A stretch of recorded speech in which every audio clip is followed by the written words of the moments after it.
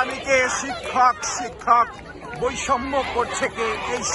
এই সরকার এমনই স্লোগান নিয়ে কিন্তু তারা শাহবাগে অবস্থান করছিলেন। একটি পর্যায়ে তাদের উপর পুলিশের তরফ থেকে জল কামান নিক্ষেপ করা হয় এবং জল কামান এবং লাঠিচার্জ নিক্ষেপ করার পরও তারা কিন্তু রাজপথে এরকম অটল অবস্থানে আছেন। তাদের স্লোগান আমরা আপনাদেরকে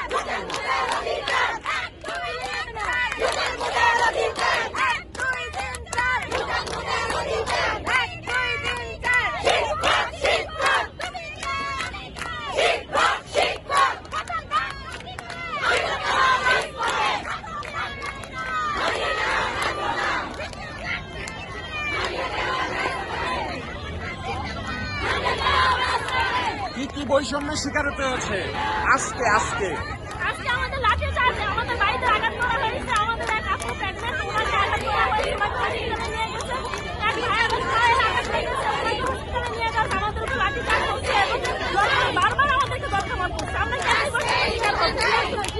আমাদের একটাই আমাদের আজকে যুদ্ধ হবে আমাদের। আমরা যুদ্ধ না যাবো রাস্তা ছাড়বো। কতজন শিক্ষক এরকম আছেন? 6531 জন। 6531 জন আমাদের সুপারিশ প্রাপ্ত করছে। এখন সরকার আমাদের সুপারিশ প্রাপ্ত করছে। আমাদের 21 স্কুলের প্রথম ধাপ, দ্বিতীয় ধাপ অলরেডি চাকরি করতেছে 6 মাস যাবত এবং আমাদের এই সুপারিশ করার পরে আপনার দ্বিতীয় ধাপের প্যানেল সরকারে নিয়োগ দিয়ে দিচ্ছে, কিন্তু আমাদেরকে 3 মাস যাবত জুলাই রেখে এখন আদালতে রায় দিয়ে দিচ্ছে, আমাদেরকে বাতিল করা হয়েছে। এই জন্য আমরা লাগাতার কর্মসূচি ঘোষণা করছি, যতক্ষণ পর্যন্ত আমাদের যোগদান না দিবে ততক্ষণ পর্যন্ত আমরা রাজপথ ছাড়বো না। এটাই আমাদের দাবি। যতক্ষণ পর্যন্ত না হবে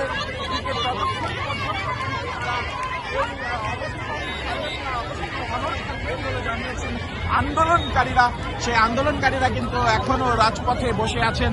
ভেজা কাপড়ে, জল কাপড়ের সেই ভেজা কাপড়ে তারা কিন্তু এখনো বসে আছেন এই শাহবাগের রাজপথে। আমরা কিন্তু আপনাদেরকে দেখানোর চেষ্টা করছি শাহবাগের রাজপথে পুলিশ এবং আন্দোলনকারীদের যে সংঘর্ষ হয়। সরাসরি বলেন, প্রাথমিক সরকারি বিদ্যালয়ে 6531 জন সুপারিশ প্রাপ্ত শিক্ষক রাস্তায় জল কামান নিক্ষেপ করছে পুলিশ 1 ঘন্টা যাবত। লাঠি চার্জ করে 20 জনের উপরে ভাই বোন আহত করছে। অসংখ্য ভাইদের পুলিশ ধরে নিয়ে গেছে। একটাই দাবি, যোগদান নিয়ে ফিরবো বাড়ি।